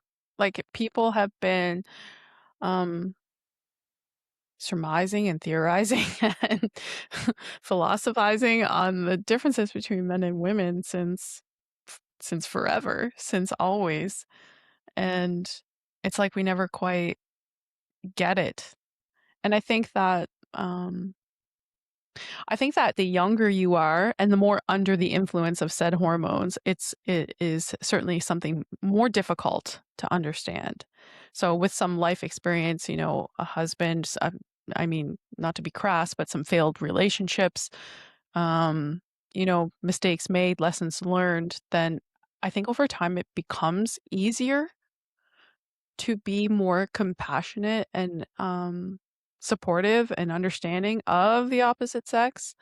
Not for everybody, but some people never learn, right? But I think that the older that you get, then it starts to, I think in general, the older that you get, the more compassionate you get because you realize like that everyone is really just more like you than they're not like you. Like we're all so Yes. different, but we're also so much the same. And so I think your compassion increases over um, the years. And if you are an empathetic type, like I tend to be, then you learn to control the empathy and turn up the compassion and have an easier time viewing things from another person's perspective. Yeah. That's what I have to say about the differences between men and women. Yeah. Well, that goes back too to like she was saying about your upbringing and basically your programming and things that you were Mm, exposed to as a child and what you put on a pedestal and that's what you right. were taught was normal. I mean, I know I see it around here. I mean, I'm in the South. We do it the old way around here. A lot of people do. Yeah. You have mom and dad, and mom has her role and dad has his role, and sometimes they're the way that they carry that out is fucking horrible. You know what I mean? There's just no other way to put it. Sometimes it's just downright, abusive and you can see it. And you can tell that, their dad treated their mom that way or valued her in that same way or didn't value her in that same way. And I think that it perpetuates it. And I think that we tend to grow out of that a little bit as we get older too. And that's part of what forms that compassion is knowing that, hey, my parents had this all wrong or what have you. Maybe they had it right, maybe they had it wrong, but whichever one, Well, that shapes your experience for you. like it plays into like the work that Eros does with astrology because it helps to reveal the self, right? It gives you at the very A least tool. a tool, yeah, like a starting point for self-reflection and um considering who you are and how you fit into like the larger scheme of things. So from like the micro to the macro, like you were saying at the beginning. Um so we could all benefit from doing that. Yes. Yeah, self-reflection and, like, discovery of self. Um, I that's would say oh, sorry. No, go ahead. I really do hope that we can find a good place for the feminine in society.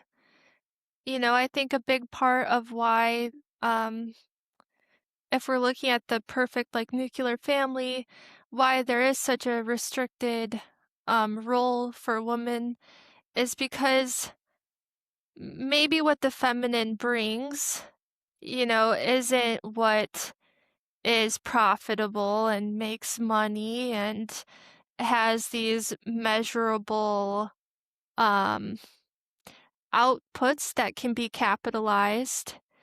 And to society, that means that it isn't valuable, you Mhm, know? And I would even say that people think emotions aren't valuable and a lot of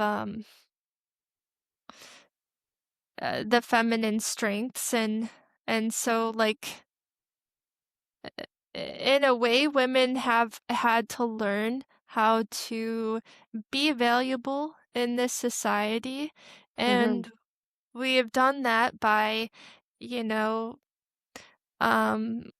working corporate jobs and, getting careers because that is the only place that society really does think that we're valuable because I would even argue that do they really think that mothers are valuable?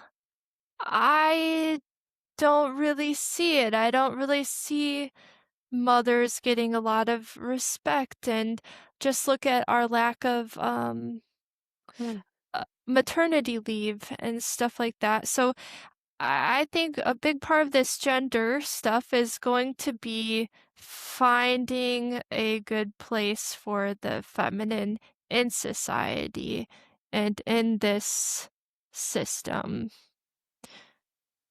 mm, I agree. And they used to be, those were your spiritual leaders and healers and, if you in recent times they were witches, but whatever. But women used to have a heavy spiritual role in humanity all over the world. mhm, And it's just so strange to me that um basically it was banned. I mean, for a long time, like women just couldn't even speak amongst men sometimes in some places.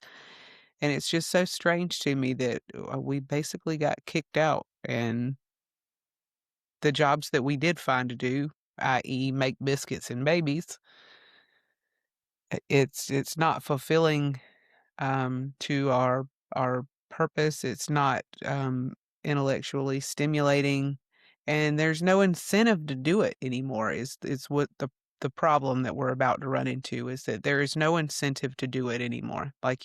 We said, they're not given maternity leave. There is no support. Um, Can't buy a when you house. can't buy a house, she can't even buy a cheeseburger. She's got to use her husband's money to do that. Hmm. That's that's bullshit. Like, how did we let it get here, and how do we get out? How do we get these ladies out? I mean, and years ago, our grandparents got married and they stayed married till they died. That was not out of love. I'm sorry to break the illusion for some of you. Now some of your grandparents loved each other until the day they died. And if that was the case, great. I'm so happy for them. Yeah. But some of them, a lot of them, was because grandma didn't have a choice, Because and where's grandma grandma had to gonna make go? those Because she damn had no bank biscuits. account. She couldn't go anywhere. Yeah. She would starve. If she did go anywhere, she'd have to take all them kids, and there was like 17 of them back then. Yeah, no joke. Well, and sometimes a man will just decide to leave anyway, and then it's And like, that too. Yeah. And then she's got this 12-year gap in her work history. Why haven't you worked in the past 12 years? And she's like, bitch, I've been I was working. creating life. I was so busy. I I'm was so working. sorry. Yeah. right? Yeah. So Yeah. it is Yeah. just completely unacceptable, the state of womanhood in the world right now. So It's rough, but you have to wonder, like, with the rise of AI taking over jobs, I mean, I think so many things in society are gonna have to change, right? Like, shift around. Yeah. It's because, yeah. I was said the other day, because we've talked quite a bit about AI on our different segments, and I said the other day that AI will be the giant leveler because it levels the playing field for everyone in so many ways. And like, without going on a tangent, like I have a tendency to on this particular topic, it takes away the status of people who used to use information as a form of control and power, and that is extremely significant, right? Because Yes. information at one time was the currency, it was the power. You think of all the larger institutions. I'm talking about our modern era, so the last 2,500 years roughly. All the larger institutions relied on the control and redistribution of information, right? So AI becomes the great leveler. It doesn't matter who you are. It doesn't matter what you know anymore. It matters how you can interpret data and how you can apply said interpreted data to your life and to the broader world. Like, you're not special anymore if you have a PhD. Sorry, but it doesn't matter. And I know that's controversial for a lot of people, but the larger population, um, there might be some people out there who in 20 years are going to get a PhD for funsies. And in very few lines of work where it will matter, but not like it did in 1950, where if you went to university and you came out with a master's or a PhD, you were automatically allocated an important position because AI has leveled that playing field. And so I think, although the onslaught of and the inevitable onslaught of AI coming and taking jobs, like you said, it will be a rough ride. But what will happen afterwards really clears the slate in a lot of ways. And so to me, I mean, it's coming, so there's no sense in being afraid. And there's no real way to avoid it either. Like, you can take yourself off the internet and go off grid, but even then, like, in order to function in any meaningful way in society, it's unavoidable. And so it's funny that you mentioned that it will take a lot of jobs, because it's going to take a lot of jobs. And I think that I'm sorry, it's very controversial, but faced with the inevitable reality of having AI and then eventually AGI, I don't think it's a terrible thing because I don't either. it's going to level the playing field. And so, like, think back in the 50s, okay, think when we got our vote, right? And think when we re-entered the workforce, and think when we tried to put ourselves as women into a society that was run largely by men. It's like we tried to insert ourselves into a system that was never set up to embrace us, right? So maybe Yeah. the next big leveler will be AI, because it takes away the power that was held by people who held the information, right? And I think sorry. no, you go ahead. Well, I was gonna say I think that it's going to free in some senses a lot of us because I mean, quite how many jobs is AI gonna take? Eventually, probably most of them. Yes. And so that's a scary thought for people because they're like, well, how am I gonna afford my house? How am I What will gonna be my afford food? purpose? Right. But it's like we're just gonna have to come up with a new system. And what Well, a is new that system, system like gonna look all like? of these people living and starving and dying without homes and job, like that's not what it's going to be. Like we're not just all going to perish. You know what I mean? No, Some there's too system, many of us. We will yes. work together. We will figure something new out. And I think it's going to be great. I would love a system that isn't dependent on like having to work a factory job, having to work an office job, Hmm. because Agree. really robots are going to be able to provide a lot that we need. We're going to still have to have some people working, obviously. And so it's kind of a weird, it's going to be a weird transition. I don't think we can really, I can't personally conceptualize what it's going to look like or a new Right. system for us. I The th- old one's broken. the older one is definitely broken, and Yeah. the only thing I can think of, and I have said it previously and I'll say it here just as a disclaimer, but I am a hopeless optimist when it comes to almost everything. I mean, especially something that is unavoidable like AI, right? Um so best case scenario is that it levels everything like I predict, or what I assume will happen. And um if we look back in history, what were the greatest cultures? The ones that had time to read, write, you know, discuss, create art, Philosophize. philosophize. That's right. So they spent time doing things because they had a system in place that allowed for the society to flourish, right? So people had enough, people had access to enough. Yes, there was people who were poor. Yes, there was people who were um, unbelievably wealthy. But by and large, the system existed at a standard, at least, that allowed for the best of the best to basically create, right? So if more people have more time to discover who they are, how they fit in, what their purpose is, and it ain't to work at a factory and it ain't to make biscuits, people, then goddamn, you might actually discover that you have something to contribute that gives you meaning and gives you um, hope and pride. And when you have those things, you're able to treat the other people around you with a little bit of dignity and respect too. Because I Yeah. don't feel like you can dignify or respect another individual unless you feel that way for yourself. So, yeah, that's my prediction, people. We all deserve that too. Yes.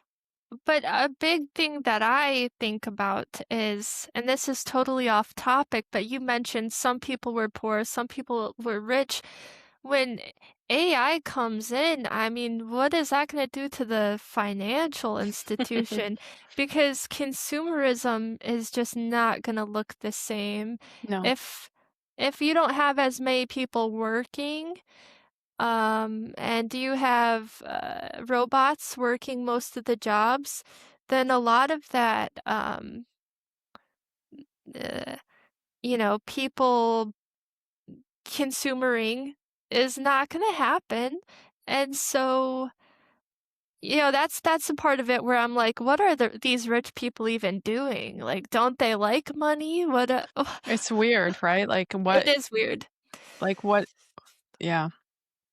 But it's like, I think that, don't you think that maybe that the bulk of them probably bank on the idea that by the time the shit really hits the fan, it'll be the end of their life and it's not going to matter anyway because they're already exponentially rich, and let the chips fall where they will because they don't give a shit.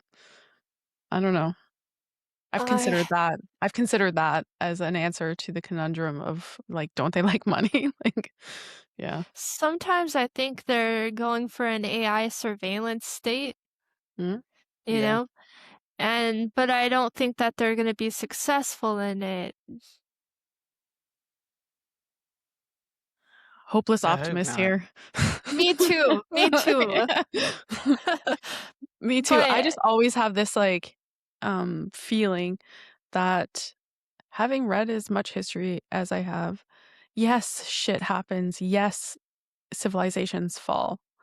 But it's the individuals and it's the people and it's the small communities and it's the people who come together and say, fuck this, like they're not taking us down.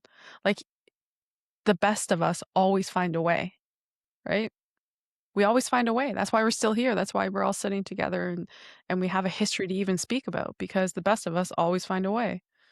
The worst of us sometimes find the way too, but there's more, I think, people who have something to contribute and are happy and seek to contribute rather than take away. Some people take away, but I think the majority of us actually get fulfillment out of contributing. So, yeah. hopeless optimist. Well, and I think that humans are essential to the universe. I think to some extent we're the meaning makers. Hmm. Um, uh, I like Jung. Jung said that um that God can't create meaning, that humans Mm. create meaning. And if you really think about it, we are the sensory uh, a function of the universe.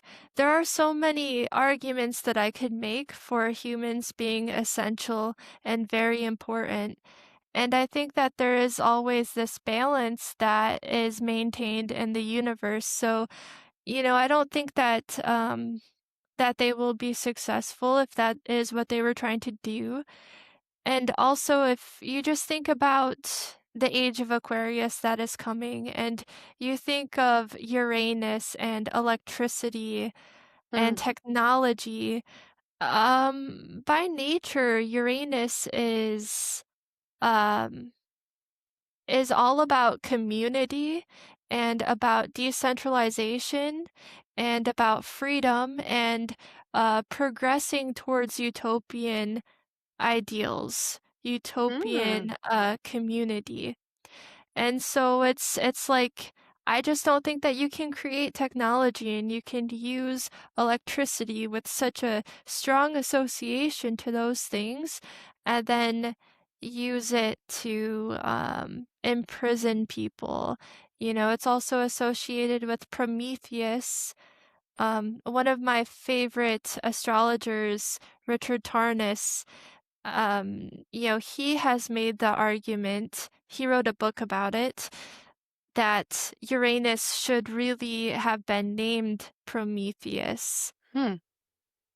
So, um, I don't know, that gets into you could talk so much about that, but that is where my optimism comes from. I'm taking notes. I'm writing that book down. Yeah. Yeah. Um, yeah, so you're Yeah, playing directly into my hopeless optimist there, because um I just have this like everlasting feeling that what you're talking about is true. Like, it's not all destruction and, evil. And we all know there's so much, right? Like, we all know, we're aware if you go online or if you have a pulse these days, you can spot the evil and it's everywhere. But I just don't feel like that is our purpose. And I just don't feel like that is the outcome for us, because there's too many people that wish otherwise.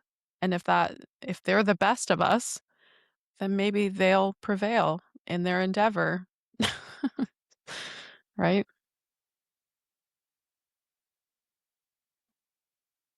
Yeah. Well, Well, I was gonna say something, but then it vanished like a fart in the wind. like a fart in the It So might come wind. back. it circled back. Yeah. I don't remember. God. Well, that's probably a good place to wrap it up, y'all. Yeah. It's been a good chat. It Uh, has. yeah, I really, really, really enjoyed it actually. Um, Sarah, you're the last question that we have for let's hit that. Oh, I done closed my window down Oh, did you? Okay, because well, I'll we ask. deviated so far from the We did. questions that we We came did. So up, We did. sorry. and we No, not at we all. did it, and Yeah. that always happens. And when it does, we just let it. Yeah, because when that happens, it means that the conversation flowed naturally and we didn't have to like guide the person through it, right? So, Yeah, just because I I knew think, when I closed that. yeah. So basically, okay, for any newbies, any newcomers or skeptics, right? People who are a little put off by the practice of astrology, anyone new to these topics, what's one accessible astrology or esoteric practice that they can try right away to gain insight without overwhelming their daily life? That they can try right away. Like something that will prove it to them. Or just like turn them on to it, right? Without like don't send anyone to get a subscription. Um, well,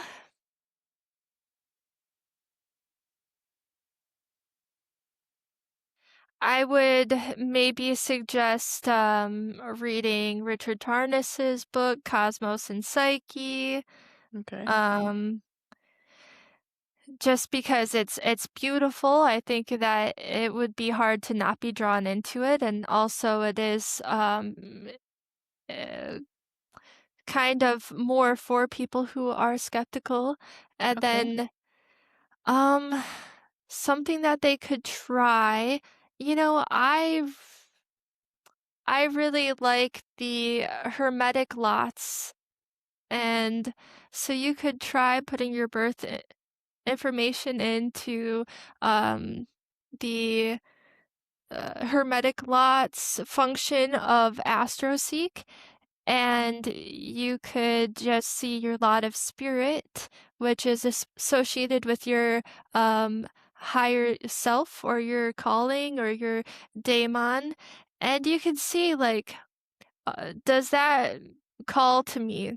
And I would think that you would feel a pull to it because I've never met a person who didn't. And I guess a third thing that someone could try is um, whenever I'm trying to guess someone's placements, Hmm. I take note of things that they take very seriously. And then whatever they take very seriously, like I will be like, okay, which house does that represent? And then I know that is probably where Capricorn is in their chart. So if like Capricorn, if they take their home very seriously and their emotional foundations, I'll be like, oh, okay. So probably the fourth house and like their family. then I would assume that they were a Libra rising, for example, and so that's kind of a fun party trick that you could do. See if it lines up with your friends and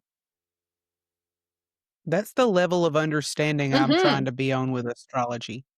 And I've been working on it for years, and it just I thought it would have clicked by now, but I still feel like I'm lost and I'm just trying to feel my way through the dark. Will it always be like that? no, pieces at a time, pieces at a time. Pieces. It's Mm. yeah, and I would just work on it pieces at a time because um yeah, it's a lot to take in all at once. It's like a layer It cake. is. It Yeah. is. Yeah. It's a And layer inside that layer cake is a secret different cake with some with a frosting on different it. number of layers. Yeah, Yes. like it is all wrapped up like a gordita, and Yep. yeah, it's Yes. very confusing. Mhm. I just feel confused. That's how I felt since I learned that there's probably some truth to astrology, and that was news to me, you know? Mhm. I was like, "That's just something hippies say to feel special." Yep. But when you see it for yourself, and that's a lot of it is seeing it and experiencing it for yourself, and no one can do that for you, and that's Mm. gonna be a theme going forward is that no one can do it for you. So, It plays into it's well timed for me to get to meet you and talk to you, um, specifically now because the last couple of weeks I've been, reading, like, indigenous wisdom short stories, and I Sarah will be like, "Aha, that's where that came from." So a few of them have talked about, like, your genetic legacy, so the things that you're given by your ancestors. Like, genetically, not just, like, culturally or you know what I mean, within the family, that sort of thing. So, like, things that actually are imprinted on you genetically because of the experiences of your ancestors. So, yes, this is playing into my little side quest that I've been on for the last few weeks anyhow, so I really appreciate all your insights for sure. And Yes, you've opened that's fascinating, and I would not consider myself like a ancestral expert in by any means. So mm, maybe we will both be looking into it and figure out more and more yeah, together. yeah. Yeah, so I appreciate you, um, explaining it to me in, like, in an in a genuine way, whereas, like, it's not just for clicks and likes.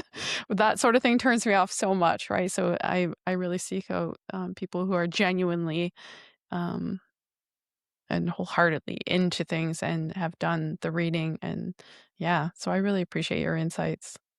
Thank you so much. Yeah, the GOAT. Yeah, we're so glad that you came on. for sure. I personally have a lot to learn from you, so I'm looking forward to that She's in the gonna future, she's and she's gonna stalk you now. Well, ask me questions anytime. I mean, I'll send you my birth information. You can track my transits and ask me questions Yeah, if you want. I don't know. okay, I'll send you I'm mine, you down. can tell me if you could tell before you knew. Okay. Maybe No, I will. I'll watch some more of you guys' stuff and then I would love to guess some of your placements. It's a okay. fun thing. Yeah, I for like sure. this. It's a fun exercise. Maybe I'm a dead ringer and I just didn't know it, you know what I mean? Yeah, I who knows? know I am. Are you? Like, Are you? I know I am. Mm. Maybe Yeah. I am. Maybe. Everyone always tells me, you when they find out I'm a Pisces, they're like, "Oh, yeah, you are." I'm like, "Am I? I don't know." So, we'll see. I'm interested now. The sun is actually surprisingly not super easy. Mm, And a Pisces sun isn't, I think, super easy to nail down because it's diffuse. mm, Your sun is more so like the energy that you give off. I like to think of it as like your inner fire, you know? okay. Um and Usually it's much easier to guess like the rising sign or um yeah, the rising sign is the easiest. Sometimes the Venus because of aesthetics or someone's music taste or um yeah, I would say even Venus is sometimes easier to guess than the sun, but Okay. I'll be we'll see. interested. I'll be interested in what you have to say. So I'll be sure to send you the info. Same. Yeah. Don't send it yet. Let me guess first. Okay. Yeah, Fair let her enough. guess. That's fair. That's fair. I like I that. want to see this. Mhm. I like that. That's very confident. I'm good with that. All right. I like to All test right. myself. Good. Yeah. Well, how else are you supposed to figure it out? I That's mean, right. All right, how girl. you learn. We appreciate you hanging out with us on you. Sarah, you got anything else to say? Why don't you tell the people where they can actually, why don't you, Eros, say again where people can find you? Sure. You can find me on YouTube at ErosUp. I post stuff about myth and order and chaos, multiplicity, Plotinus, Neoplatonism, all of that kind of stuff. And you can find me on X at Eros to Ethos. And yeah, thanks so much for having me on, guys. And For sure. all It's been this our work that pleasure. you're gonna put in to edit it and all of that stuff, I really do greatly appreciate all of it. It's our pleasure. Sarah, tell the people where they can Absolutely. find you. You can find us everywhere, like the good Lord, and we are on YouTube, Spreaker, Spotify, Insta, Facebook, and Rumble, and all them things, And X.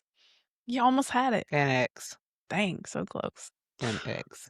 And we just want to remind the people that we put out our full length episode every second Wednesday, and every Sunday we drop our sweet little Sunday news at 11:11 on X and